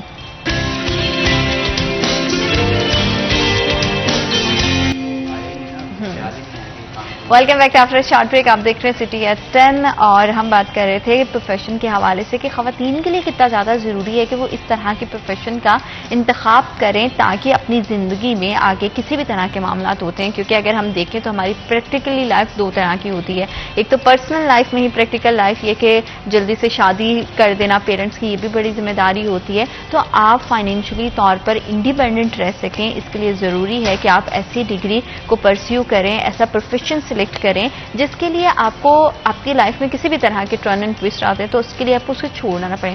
9 to 5 job میں تھوڑا مشکل ہو جاتا ہے. تو عبداللہ صاحب، خواتین کے لیے کتنا زیادہ امپورٹنٹ ہے، جیسے کہ آپ پہلے بھی بات کر رہے تھے، کہ وہ اس طرح کا پروفیشن چوز کریں یا اس طرح کی ڈگری کریں جس میں ان کو آگے بھی لائف میں چل کے کسی بھی طرح کی مشکل کا سامنا نہ کرنا پڑے اور وہ اپنے فلیکسیبل آورس کے اندر رہتے ہوئے خود کو انڈیپینڈنٹلی فائنینشلی رکھ سکیں اور ایک بہتر انداز اپنے گھر اور فیملی کو بھی مینج کر سکیں. جیسے بات ہو رہی تھی کہ کچھ ایسے شعبہ جات ہیں کہ جس میں خالصتاً خواتین کی ضرورت بھی ہے اور وہ خواتین کے لیے فلیکسیبل بھی ہیں. جیسے کہ شعبہ تعلیم ہے، اس کے اندر میڈیکل کے اندر اب بات یہ ہو رہی تھی کہ جیسے ہماری بعض بیٹیاں، بعض بچیاں انجینئرنگ کے شعبے میں چلی جاتی ہیں. اب یا تو اس کے بعد وہ انڈسٹری کے اندر جائیں اور جا کے پوری محنت کریں جس طرح ایک مرد جو ہے وہ محنت کر رہا ہے. لیکن ہم یہ سمجھتے ہیں کہ خواتین کے اوپر چونکہ اور بھی رسپانسبلٹیز ہوتی ہیں، جس میں سے آبویسلی ان کا گھر کا بھی ایک سرکل انہیں چلانا ہوتا ہے، ان کے بچے ہیں، ان کی تربیت پہ بھی فوکس کرنا ہے، گھرداری بھی ہے، امور خانہ داری ہے. تو اس سارے کو دیکھتے ہوئے انہیں ضرور پڑھنا بھی چاہیے اور ایسی فیلڈ اختیار کرنی چاہیے کہ جس کے اندر ان کے اوپر کوئی پابندیاں نہ ہوں اور وہ آسانی کے ساتھ کام کر سکیں. جیسے میڈیکل کی بات ہوئی ہے تو وہ ماہر غذائیات میں جا سکتی ہیں، وہ اسی طرح فوڈ سائنس میں جا سکتی ہیں یا اور بھی ایسے شعبہ جات کے جس میں ان کے اوپر پابندی نہ ہو. اور اس میں خاص طور پہ میں یہ کہوں گا کہ سائیکالوجی کو اختیار کر سکتی ہیں. جیسے بیٹیوں کا ریسپیز میں زیادہ ہوتا ہے، انہیں بڑا شوق ہوتا ہے کہ دوسروں کی نفسیات اپنے طرح دوسروں کی نفسیات کو جاننے کا، تو سائیکالوجی کے اندر وہ جا سکتے ہیں، سوشیولوجی کے اندر جا سکتے ہیں. اور سب سے اہم میں کہوں گا کہ جو سوشل سائنسز ہے اس میں ان کو ضرور آگے بڑھنا چاہیے. تو بیٹیوں کے لیے زیادہ پسندیدہ یہی ہے کہ وہ انہی میں جائیں. ٹھیک ہے، مطلب کہ آپ اپنے پرسنل انٹرسٹ کو دیکھیں، کسی بھی ڈگری کو پرسیو کرتے ہوئے یہ نہیں ہے کہ آپ کا میرٹ نہیں کہیں بن رہا تو آپ نے سوئچ کیا اور کسی دوسری جگہ پہ آ گئے. اچھا، آپ اپنی اتنی ڈیٹیل میں ساری چیزیں بتائیں ہیں تو یہ بھی بتائیے گا کہ آپ کے تعلیمی ادارے دوسری تعلیمی اداروں سے کس طرح سے مختلف ہیں، کیا فرق ہے اس کے اندر، اور اس سے اسٹوڈنٹ، جب بھی کوئی اسٹوڈنٹ کوئی تعلیمی ادارہ سلیکٹ کرتا ہے تو اس کی ذات پر کیا اثر جاتا ہے؟ اچھا جی، اس میں الحمدللہ اللہ کا شکر ہے کہ ہمارے پاس نرسری سے لے کر PhD تک تمام جو تعلیمی مراحل ہیں اس کا سولوشن موجود ہے، اس کے لیے پلیٹ فارم موجود ہے. تعلیمی اداروں کی بات کریں تو دار ارقم سکولز کا نیٹ ورک موجود ہے، دی بلیورز انٹرنیشنل سکولز کا پورا پروجیکٹ موجود ہے، امہ انٹرنیشنل کالجز ہیں اور رفا انٹرنیشنل یونیورسٹی ہے. ہم الحمدللہ ایک ایسے نیٹ ورک کو لیڈ کر رہے ہیں کہ جس میں نرسری سے لے کے PhD تک بچہ داخل ہو جائے تو تمام مراحل کو ہمارے پاس ہی رہتے ہوئے طے کر سکتا ہے. میں سمجھتا ہوں کہ جو چھوٹی سطح کے تعلیمی ادارے ہیں یعنی اسکول لیول پر، اس پہ تو والدین کو سب سے پہلے ایسے ہی تعلیمی ادارے کا انتخاب کرنا چاہیے کہ جو بچے کی تربیت پر فوکس کریں. اچھا، یہ لفظ بھی اب اس قدر میں سمجھتا ہوں کہ عام ہو چکا ہے کہ ہر ایک ہی استعمال کر رہا ہے کہ جی تعلیم بھی اور تربیت بھی اور یہ سارا. لیکن عمومی طور پر تعلیمی اداروں کے پاس کوئی ماڈل نہیں ہے، کوئی اس کا سسٹم نہیں ہے کہ یہ ہوگا کیسے. دار ارقم کی بات کروں یا بلیورز کی بات کروں تو اسکولس کی سطح پر الحمدللہ ہمارے پاس ایک پورا تربیہ ماڈل ہے جس کا نام ہے حسنہ تربیہ ماڈل، اور اس کے اندر 25 اوصاف ہم نے طے کیے ہیں کہ جو بچہ دار ارقم سے نرسری سے لے کے میٹرک تک پاس کرے گا، یہ 25 اوصاف اس کے اندر پیدا ہوں گے، جس کے اندر بچے کی خود مختاری ہے، خود انحصاری ہے، بچے کی ابلاغ کی صلاحیت ہے، ٹیم ورک کی صلاحیت ہے، بچے میں سچ بولنا ہے، امانت داری ہے، بچے میں دیانت داری ہے، اسی طرح بچے کے اندر جو ہے وقت کی پابندی ہے، محنت کرنا ہے، سوچنے کی صلاحیت ہے، مطالعے کی صلاحیت ہے. اس طرح ہم نے 25 اوصاف طے کیے ہیں، اور ان 25 اوصاف کو حاصل کرنے کے لیے پورا نصاب ہے جو کریکولم کا حصہ ہے، اور وہ ہم بچوں کو دوران تعلیم ہی اس پورے نصاب سے گزارتے ہیں کہ بچہ غیر محسوس طور پہ اس کی تربیت ہوتی چلی جاتی ہے. اسی طرح اسی نصاب کے اندر ہمارا ایک بہت اچھا پورشن ہے جس کا نام ہے آؤ بچوں سنیں کہانی، اور وہ والدین کے لیے ہے. یعنی ہم یہ طے کرتے ہیں کہ جو کچھ ہم اسکول میں پڑھا رہے ہیں والدین اس کے برعکس نہ جا رہے ہوں بلکہ اس کے مطابق ہی کام کر رہے ہوں. تو والدین کے لیے بھی اسی کا حصہ بنتا ہے کہ بچوں کو آج اسکول میں یہ بتایا گیا ہے تو گھر میں شام کو آپ کو یاد ہوگا کہ ہماری نسل کی حد تک تو یہ تھا کہ گھر میں ایک بڑا بوڑھا جو ہے وہ ساروں کو بٹھا کے کوئی نہ کوئی کہانی سناتا تھا، اور بچے وہ ایک بڑا اس حلقے کو انجوائے کرتے تھے، گھر کا اجتماعی اہل خانہ ہوتا تھا. تو جو اب بہت زیادہ اس ماڈرنائز جو دور ہوا ہے اس میں ختم ہو گیا نا، موبائل کا دور آ گیا، اسکرین ٹائم آ گیا. تو ہم نے اس کو لازمی حصہ بنایا ہے کہ والدین 100 کہانیاں ہیں، والدین روزانہ اپنے بچوں کو شام کو بٹھائیں گے اور وہ کہانی سنائیں گے، اور اسی کہانی کو پھر ہم اسکول میں لے کر چلتے ہیں. تو اسکول کی سطح پر ہمارا یہ ماڈل ہے. کالج کی سطح پر ہمارا امتی سیلف ڈیولپمنٹ ماڈل ہے کہ جس کے اندر ہماری 6 اقدار ہیں، اور ہم یہ دعویٰ کرتے ہیں کہ کالج کے 2 سالہ دورانیہ میں ایمان ہے، اخلاص ہے، اجتماعیہ ہے، لیڈرشپ ہے، احتساب ہے، یہ بچے ہمارے اس دوران تعلیم ہی ان کے اندر داخل ہو جائے، انکلکیٹ ہو جائے. میں مثال کے طور پہ اس کی ایگزامپل دیتا ہوں کہ اگر ڈائجسٹو سسٹم پڑھایا جا رہا ہے کلاس کے اندر تو یا آئی کا اسٹرکچر پڑھایا جا رہا ہے تو ظاہر میں تو لگ رہا ہے کہ یہ بایو کا کوئی لیکچر ہو رہا ہے، لیکن ہمارے ٹیچرز کی اس طرح ٹریننگ ہے کہ وہ اسی کو پڑھاتے پڑھاتے اس میں شامل کریں گے کہ اس میں اخلاقی پہلو کون سے ہیں. یعنی اگر ڈائجسٹو سسٹم پڑھایا جا رہا ہے تو اس میں پیٹ کے لیے کون سی چیز حلال ہے اور کون سی حرام ہے. بالکل ٹھیک. اگر آئی کا اسٹرکچر پڑھایا جا رہا ہے یا ٹیسٹ برڈز پڑھائے جا رہے ہیں تو اس میں ٹیچر یہ بتاتے ہیں کہ بیٹا آرٹیفیشل فوڈ آپ کھاتے ہیں تو اس کے کیا نقصانات ہوتے ہیں، اور اگر آپ پروسیس فوڈ کھاتے ہیں یا اگر آپ نیچرل فوڈ کھاتے ہیں تو اس کی آپ کی طبیعت پر کیا اثرات ہوتے ہیں. یا اگر آئی اسٹرکچر پڑھایا جا رہا ہے تو بچوں کو ساتھ میں ہی ڈوز اینڈ ڈونٹ بھی پڑھائے جاتے ہیں. ہمارا جو پورا نظام تعلیم ہے اس میں 3 کانسیپٹس ہیں وہ ہمارے پورے اس کے ساتھ ساتھ چلتے ہیں. سب سے جب چھوٹی عمر میں بچہ ہے تو اس کو سکھایا جاتا ہے کہ خالق کائنات کون ہے، جہاں سے اس کو ہر چیز کی پیدائش پڑھائی جاتی ہے. مثال کے طور پہ C for cat, D for dog تو ہر جگہ پڑھایا جا رہا ہے، لیکن ہمارے ٹیچر پڑھاتے ہوئے یہ بتاتے ہیں کہ C فار کیٹ تو ہے لیکن اس کو پیدا کرنے والا خالق کون ہے، اور اس خالق نے اس کو پیدا کر کے اس کو ہمارے لیے کیا اس کو نافع بنایا ہے، مفید بنایا ہے. تو ٹیچر ساتھ ہی یہ بھی چیز بتاتے ہیں کہ خالق کائنات کون ہے. اس سے جب بچہ تھوڑا بڑا ہوتا ہے تو عام طور پہ بچوں کو پوزیشن کا ایک بڑا شوق پیدا ہوتا ہے، یہ میری چیز ہے، یہ تمہاری چیز ہے. تھوڑی سی بڑی عمر میں جا کے جو ہمارا پورا کریکولم ہے وہ اس کو ایڈریس کرتا ہے کہ بچوں کو یہ سکھایا جائے کہ ہمارا مالک کائنات.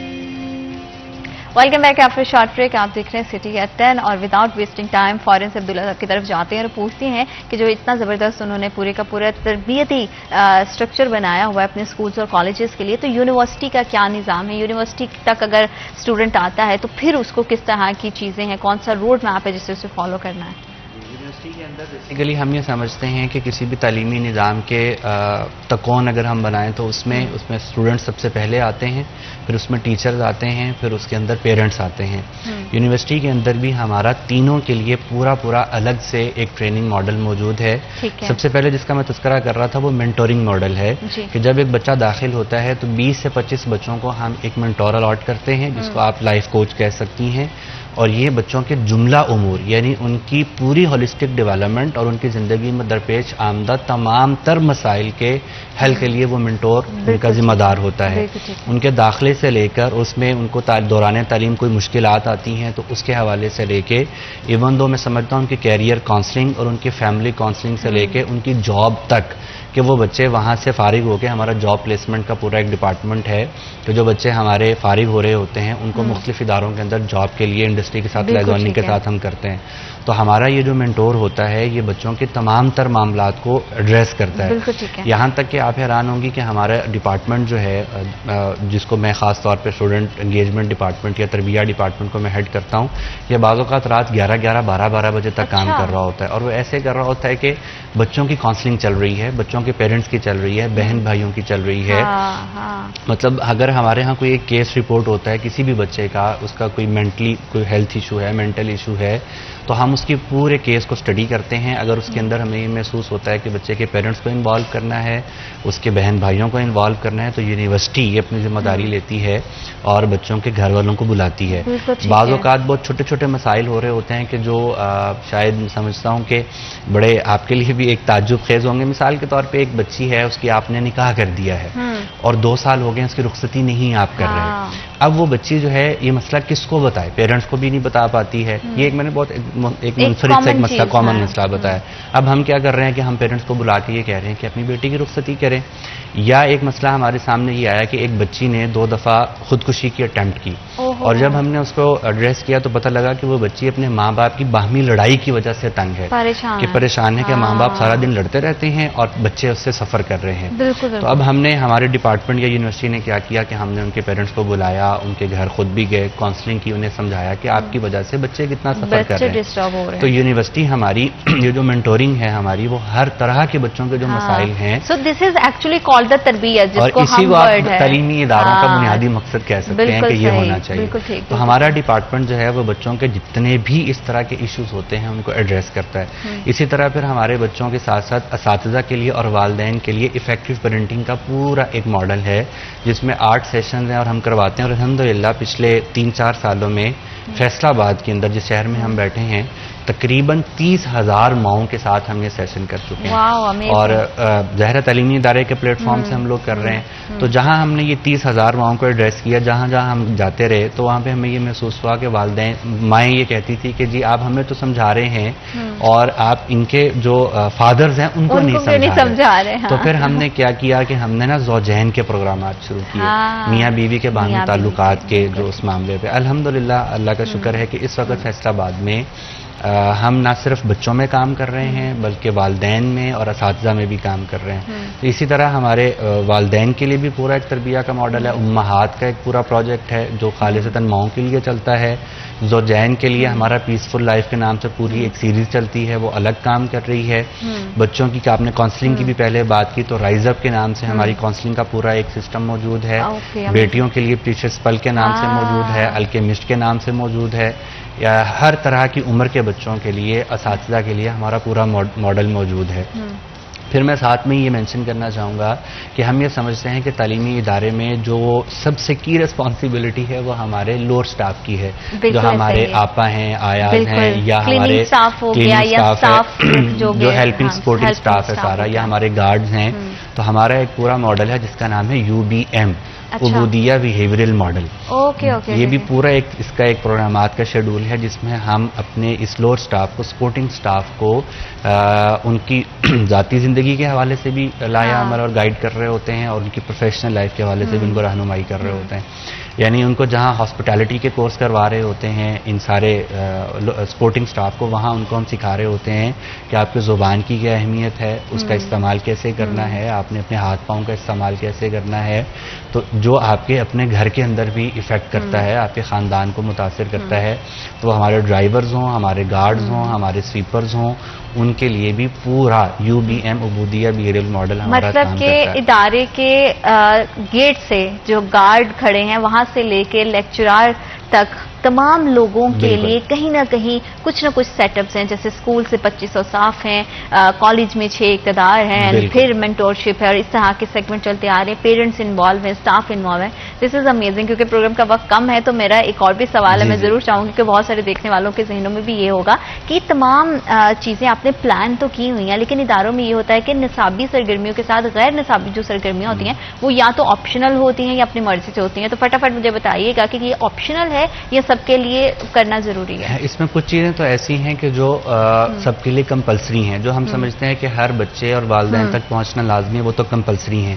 जैसे हसना तरबिया मॉडल कंपलसरी है, और कुछ ऐसी हैं जो कि ऑप्शनल है, जो बच्चा आगे बढ़ना चाहे उसके लिए. क्योंकि हमारा प्रोग्राम का वक्त खत्म हो गया तो मैंने कहा जाते जाते ये भी क्लियर कर दें कि बहुत सारी बेसिक चीजें ऐसी हैं जो कि आपके लिए कंपलसरी हैं, लेकिन अच्छी बात यह है कि कहीं ना कहीं आप अपनी जिंदगी में कुछ बेहतर सीख रहे हैं और आपकी फैमिली भी इसमें इन्वॉल्व है. थैंक यू सो मच कि आप प्रोग्राम का हिस्सा बने. तमाम देखने वालों के लिए अल्लाह ताला बहुत सारी आसानियां पैदा करे.